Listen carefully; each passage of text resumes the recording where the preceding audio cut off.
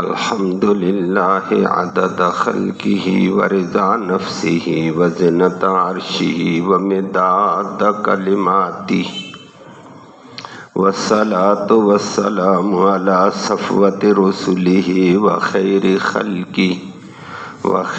خلقہ محمد وآلہ وصحبہ اما بعد فاعوذ باللہ من الشیطان الرجیم بسم اللہ الرحمن الرحیم الہکم الہ واحد فالذین لا یؤمنون بالآخرۃ قلوبهم منکرۃ وهم مستکبرون لا جرم ان اللہ یعلم ما یسرون وما یعلنون انہ لا یحب المستکبرین وَإِذَا قِيلَ لَهُم مَّاذَا أَنزَلَ رَبُّكُمْ قَالُوا أَسَاطِيرُ الْأَوَّلِينَ لِيَحْمِلُوا أَوْزَارَهُمْ كَامِلَةً يَوْمَ الْقِيَامَةِ وَمِنْ أَوْزَارِ الَّذِينَ يُضِلُّونَهُمْ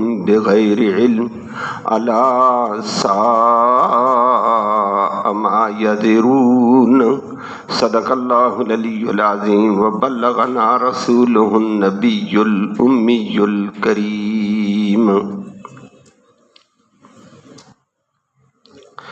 قابل صد تکریم معزز سامعین کرام،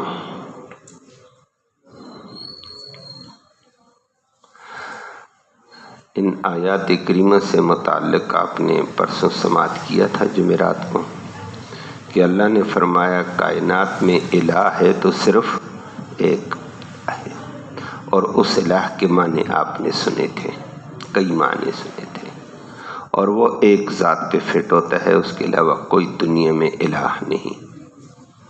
آج اس سے آگے بات ہے، تو اللہ کی ذات اور صفات کا تذکرہ آپ نے سنا، لیکن آج کی آیتوں میں آگے اللہ نے فرمایا دو چیزیں انسان کے لیے رکاوٹ کا ذریعہ ہیں۔ ایک تکبر آ جائے یہ حق کو نہیں مانتا ہے، تکبر آ جائے اللہ کی بھی نہیں مانتا ہے۔ تو دوسری بات ہے انکار آخرت، اللہ ہم سب کو دونوں سے محفوظ فرمائے۔ تکبر آ جائے آدمی بہت ساری چیزوں سے روگردانی کر دیتا ہے، آخرت کی فکر نہ ہو تو پھر بھی آدمی تباہ ہو جاتا ہے۔ بندے آج کی آیت میں اگلی ان دو باتوں کا ذکر ہے، لفظی ترجمہ سماعت فرمائیں۔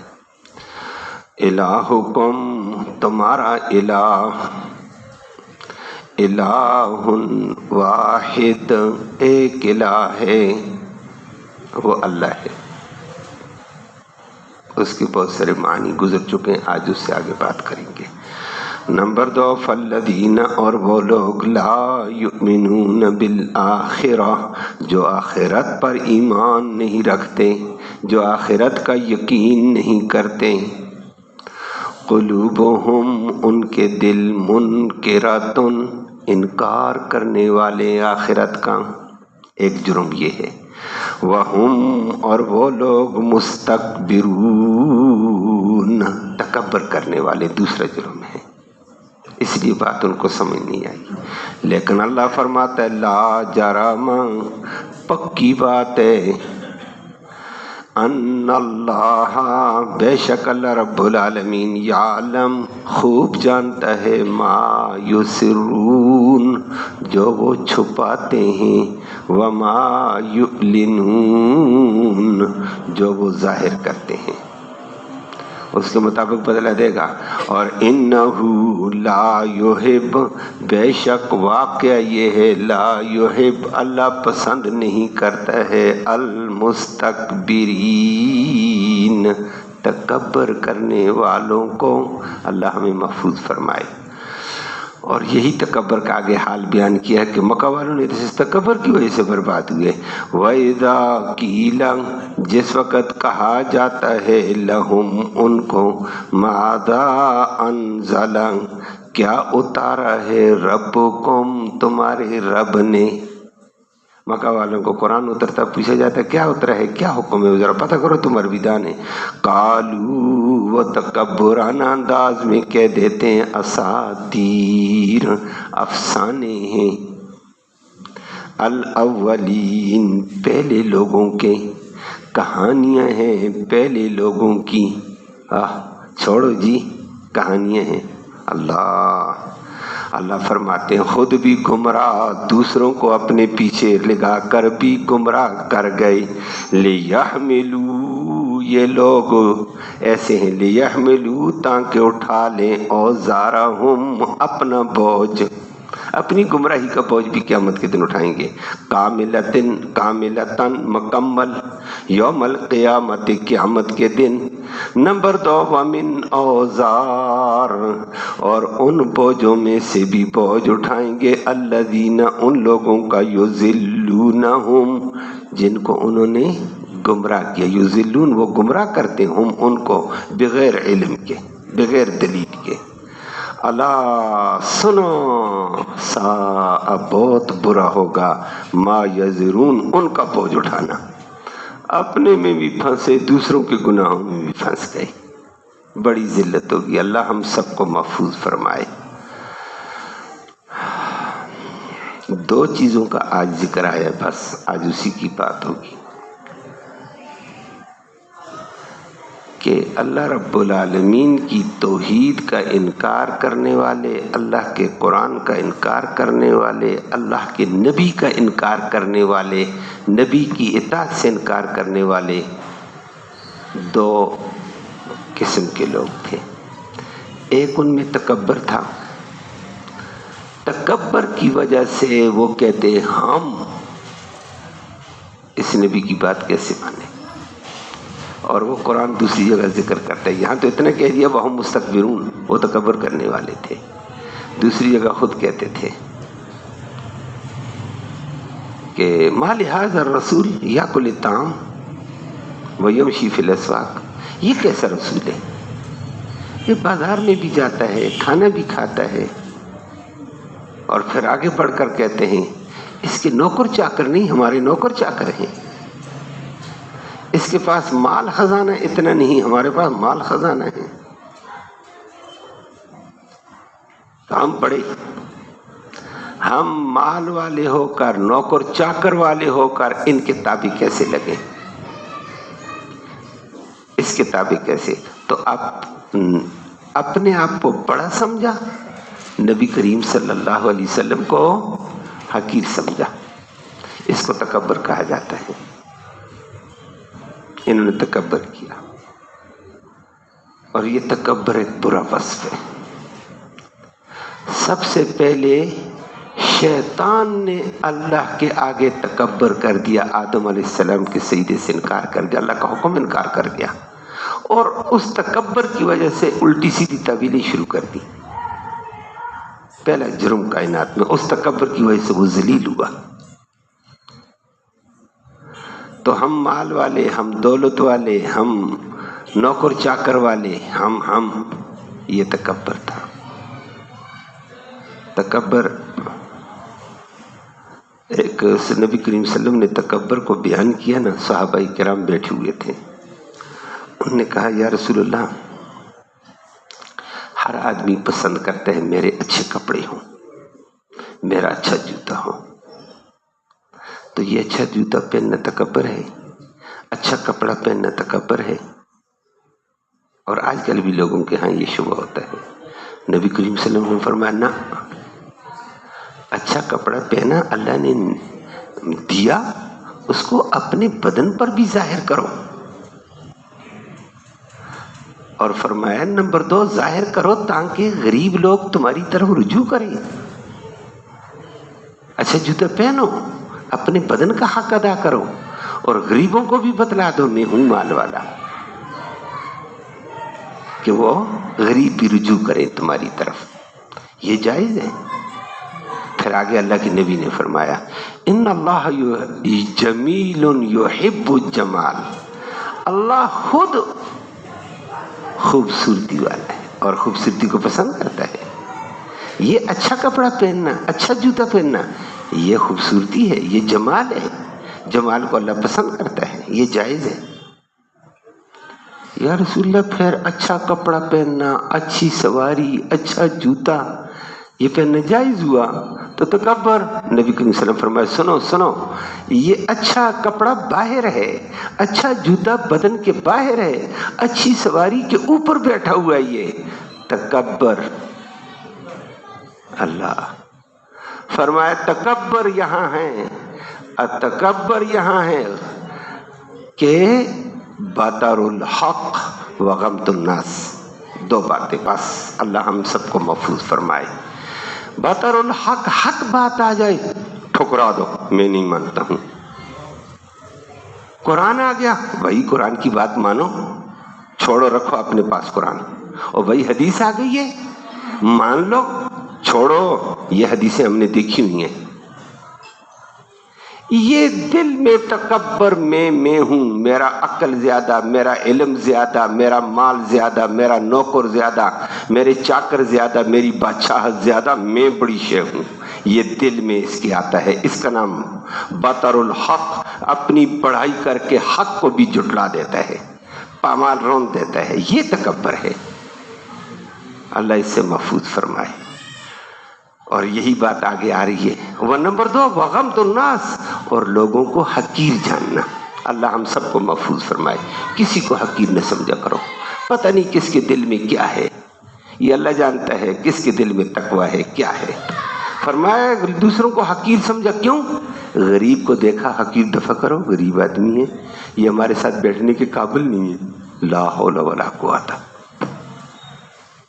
کسی کو حقیر غربت کی وجہ سے، کسی کو غریب ہونے کی وجہ سے، کسی کو بیچارے کو رنگ کی وجہ سے حقیر سمجھو، کسی کو خاندان کی وجہ سے حقیر سمجھو، کسی کو مال کی وجہ سے یا کسی عیب کی وجہ سے کہ وہ بیچاری کی بینائی نہیں ہے، وہ بیچارہ لنگڑا ہے، وہ بیچارہ اپاہج ہے، نہ حقیر نہ سمجھنا۔ بس اگر یہ 2 باتیں ہوں کہ اندر بڑھائی ہے اور اس کی وجہ سے حق کو بھی جھٹلا دیتا ہے، حق کو رون دیتا ہے، اور نمبر 2 بندوں کو حقیر سمجھنا ہے، یہ تکبر ہے۔ اللہ ہم سب کو اس سے محفوظ فرمائے۔ تو یہ 2 کام نہیں کرنے ہیں۔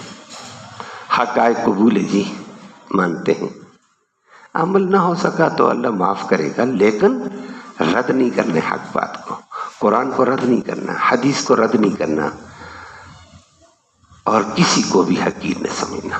اور عرب والوں نے یہ 2 کام کیے، جب غرور آیا، تکبر آیا، حق کو بھی رون ڈالا، نہیں مانتے قرآن کو، آگے آپ کے سامنے کہتے افسانہ ہے چھوڑو۔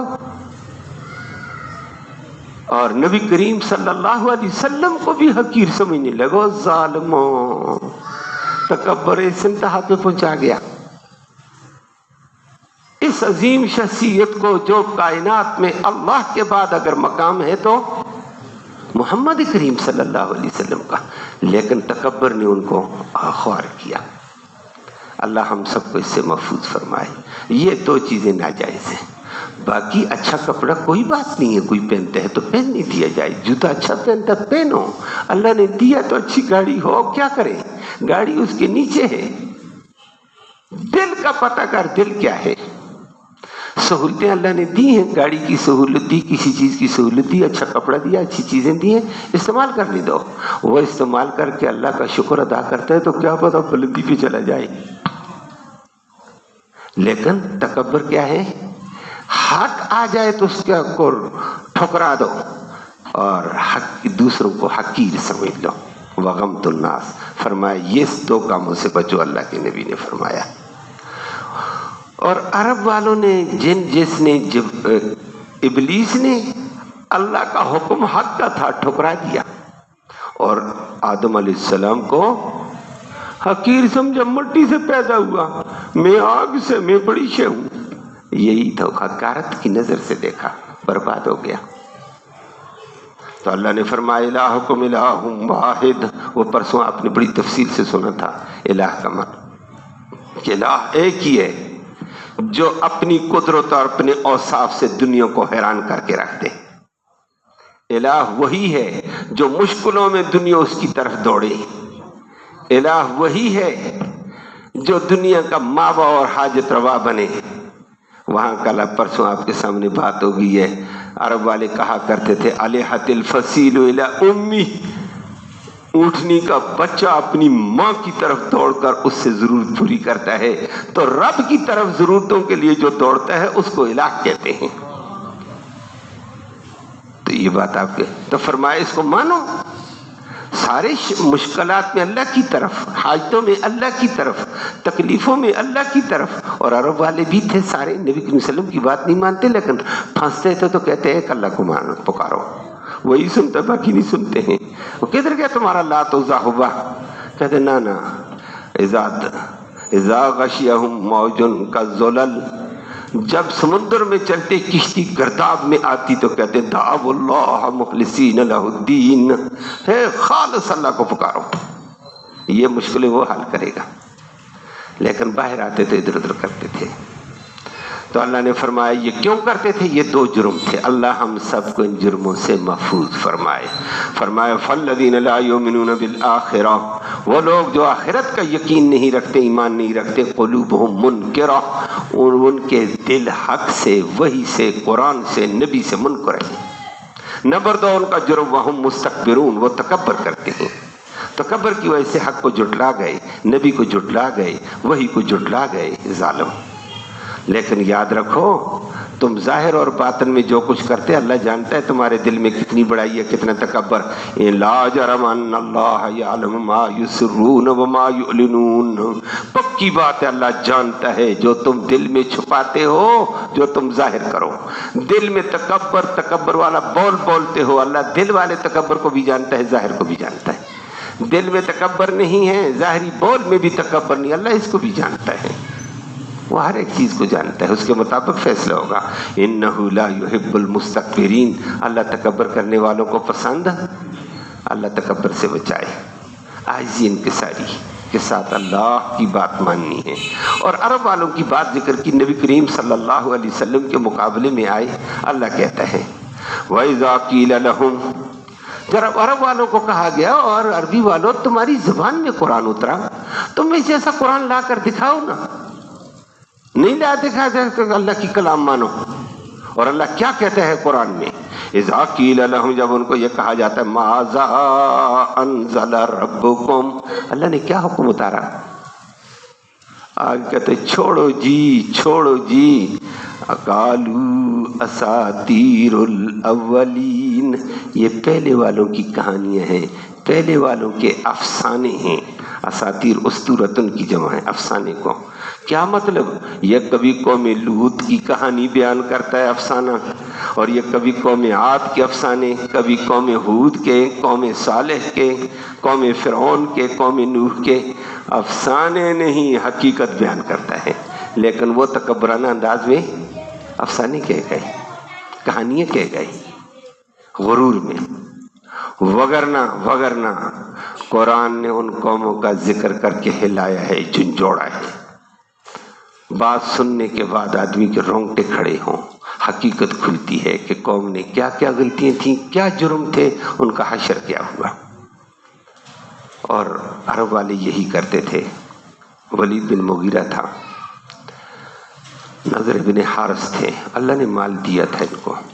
نضر بن حارث کا مال منڈیوں سے آتا تھا، دور دور سے، عرب کی منڈی میں جاتا، عرب کی منڈی سے نکل کر یہ فارس کی منڈی تک مال جاتا تھا۔ فارس والے غرور میں تھے، تکبر میں تھے، آتش پرست بھی تھے، نجوم پرست بھی تھے۔ تو ان منڈیوں میں جاتا تھا تو وہاں کسی کہانیوں والی چھوٹے چھوٹے کتابچے ہوتے تھے، ان کو خرید کر لے آتا تھا نضر بن حارث، اور لوگوں کو آ کر جمع کرتا، پیسے تو اس کے پاس تھے، دعوت کہتا ہے دعوت آؤ۔ اور پھر لڑکیاں بھی ہوتی تھی ناچنے والی، گانے والی بھی، پھر ڈانس بھی ہوتا تھا، گانا بھی ہوتا تھا، نوجوان ٹوٹتے تھے، کھانا بھی ہے ڈانس بھی ہے، نوجوان تو ٹوٹے گا۔ اور پھر کہتا ہے دیکھو، یہ تیسری بات کرتا، وہ رستم پہلوان کی کہانیوں کے ایران سے لائے ہوتے تھے افسانے، ان کی کہانیاں سناتا، اور پھر کہتا بتاؤ محمد کی مجلس میں تم جاتے ہو، وہ مجلس اچھی ہے، یہ مجلس اچھی ہے، وہ بھی کہانیاں پیش کرتا ہے، میں بھی کہانیاں پیش کرتا ہوں، اور وہ وہاں تم جاتے ہو کھانا نہیں ہوتا ہے، وہاں تم جاتے یہ رنگ رلیاں نہیں ہوتی ہیں۔ دیکھو رنگ رلیاں، موسیقی، گانے، اللہ اکبر۔ جو بیچارے بگڑے ہوئے ہوتے تھے وہ تو کہہ دیتے ہاں ٹھیک ہے جی آپ اچھے، ہم آپ کے ساتھ ہیں۔ قرآن نے اسی کا ذکر کیا، گمراہ خود بھی گمراہ، دوسروں کو بھی گمراہ کیا، ڈبل قسم کا بوجھ اٹھائیں گے قیامت کے دن۔ اور جو لوگ ایک دو دفعہ نبی کریم صلی اللہ علیہ وسلم کی مجلس سے ہو کر آئے ہوتے ہیں، ان سے پھر پوچھتا اللہ اکبر، وہ بول پڑتے، وہ کہتے خدا کی قسم جتنا سکون محمد کریم صلی اللہ علیہ وسلم کی مجلس میں تھا وہ اتنا سکون ادھر نہیں ہے۔ یہاں پریشانی ہے، دماغ کا الجھاؤ ہے، یہاں دماغ کا الجھاؤ ہے، وہاں دل و دماغ کو سکون ملتا ہے، وہ سننے کو دل چاہتا ہے۔ اور یہاں کھانا ہے، وہاں کھانے کے بغیر دل کو قرار آتا ہے۔ اور یہاں ناچ گانے ہیں، وہاں ناچ گانے کے بغیر انسان کی روحانی ترقی ہوتی ہے، بلندیوں پہ جاتا ہے، وہ پھر مست ہو کر بدماش برا بک بک کیا کرتا تھا۔ اور قرآن نے اس کو ذکر بھی کیا ایک جگہ، وَمِنَ النَّاسِ مَن يَشْتَرِي لَهْوَ الْحَدِيثِ لِيُضِلَّ عَن سَبِيلِ اللَّهِ بِغَيْرِ عِلْمٍ وَيَتَّخِذَهَا هُزُوًا۔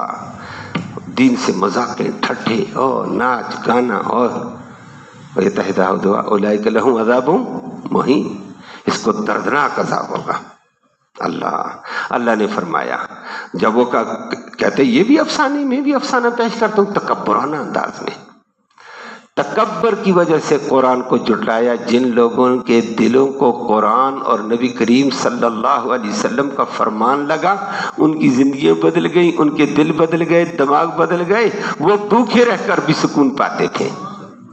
اور پھر قرآن نے ان کا ذکر کیا، فرمایا یہ تو کہتے ہیں جب قرآن سنتے تو کہتے افسانہ ہے، لیکن یہ افسانہ کہہ کے لوگوں کو گمراہ کرتے ہیں گانوں کے ذریعے سے، قرآن پر اعتراض کے ذریعے سے، نبی کریم صلی اللہ علیہ وسلم پر اعتراض کے ذریعے سے، لیکن لِيَحْمِلُوا أَوْزَارَهُمْ کاملہ، یہ اٹھائیں گے قیامت کے دن اوزارہم، اپنے گناہوں کا بوجھ، کاملہ مکمل یوم القیامت۔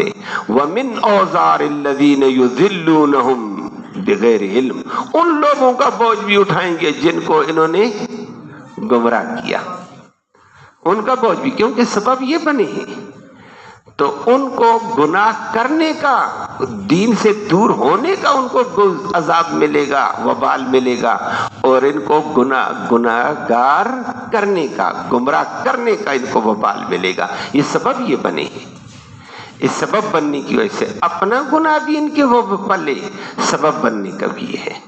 اور دوسروں کے کا بوجھ یہ اٹھا لیا تو وہ بچ گئے، نہ ان کو گناہ کرنے کا اللہ نے عقل دی، استعمال کرتے نا۔ اور فرمایا اللہ ساء ما یزرون، کتنا برا بوجھ اٹھائیں گے، اگلوں کا بوجھ بھی اٹھایا، اپنا بوجھ بھی، کتنے لوگوں کا وبال اپنے متھے لے کر بیٹھ گئے، اور تباہی تباہی۔ نبی کریم صلی اللہ علیہ وسلم نے فرمایا کوئی آدمی کوئی گناہ کرے اور دوسروں کو گناہ کا راستہ دکھا دے تو گناہ کا راستہ دکھانے والے کو پورا پورا وبال اور عذاب ملے گا جتنا گناہ کرنے والے کو ملے گا۔ گناہ کرنے والے کو گناہ کا وبال ملے گا، اس کو اس کا سبب بننے کا۔ پھر نبی کریم صلی اللہ علیہ وسلم نے فرمایا دنیا میں سب سے پہلا قتل آدم علیہ السلام کے بیٹے قابیل نے کیا، اپنے بھائی حابیل کو قتل کیا، لیکن دنیا کو راستہ دکھا گیا قتل کا۔ جتنے قتل قیامت تک ہوں گے، قتل کرنے والے تو قتل کرتے ہیں، لیکن اس کو سبب بننے کا اس کے اوپر بھی وبال آئے گا کہ تو نے یہ راستہ لوگوں کو دکھایا، حسد کی وجہ سے تو نے بھائی کو قتل کیا، تکبر کی وجہ سے تو نے بھائی کو قتل کیا۔ آج بعض قوموں میں یہ قتل نہیں ہوتا ہے، لیکن قوموں میں لوگ ایسا کر لیتے ہیں، دوسرے بھی آمادہ ہو جاتے ہو جی مارو، کیا ہوتا ہے؟ تو طریقہ بتا دینا، دوسرے کو راستے کھول دینا، اس کا پورا پورا وبال ملتا ہے۔ اللہ ہم سب کی حفاظت فرمائے۔ تو فرمایا تکبر اور آخرت کا انکار انسانی گمراہی کا ذریعہ ہے، ان چیزوں سے بچنا ضروری ہے۔ اللہم صلی وسلم دائما ابدا علی حبیبک خیر الخلق کلہم۔ اللہم انا نسألک الہدی والہدی والعفاف والتقی والغنی۔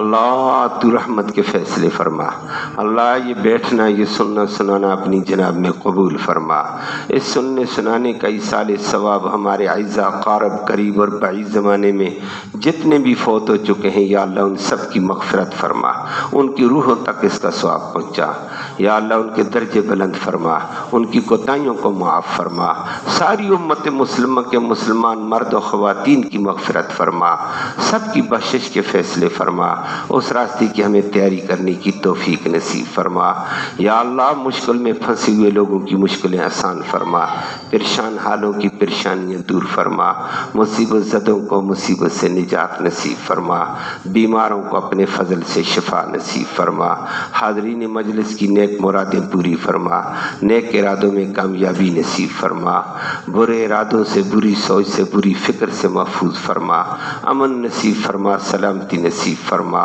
یا اللہ ضرورت مندوں کی ضرورتوں کو تو جانتا ہے، ان کی ضرورتیں غیب سے پوری فرما دے، مدد کے فیصلے فرما دے، یا اللہ امت مسلمہ مشکلات کے اندر ہے، یا اللہ امت مسلمہ کی ان مشکلات کو آسان فرما، امت مسلمہ کو آپس میں اتحاد نصیب فرما، اتفاق نصیب فرما، ظالموں کے شکنجوں سے نجات نصیب فرما، یا اللہ بدماشوں کی بدماشی سے نجات نصیب فرما، ان کی سازشوں سے محفوظ فرما، ملک پاکستان اس معاملے میں آگے ہے، یا اللہ ملک پاکستان کو عزت عطا فرما، یا اللہ اسلام کو اہل اسلام کو عزت عطا فرما، یا اللہ دو رحمتوں کا معاملہ فرما، اسلام اور اہل اسلام کے عزت میں اضافہ فرما دے، غلبہ عطا فرما دے، اس کے مقابلے میں ساری کوششوں کو ناکام فرما دے۔ اللہم ربنا تقبل منا انک انت السمیع العلیم وتب علینا انک انت التواب الرحیم برحمتک یا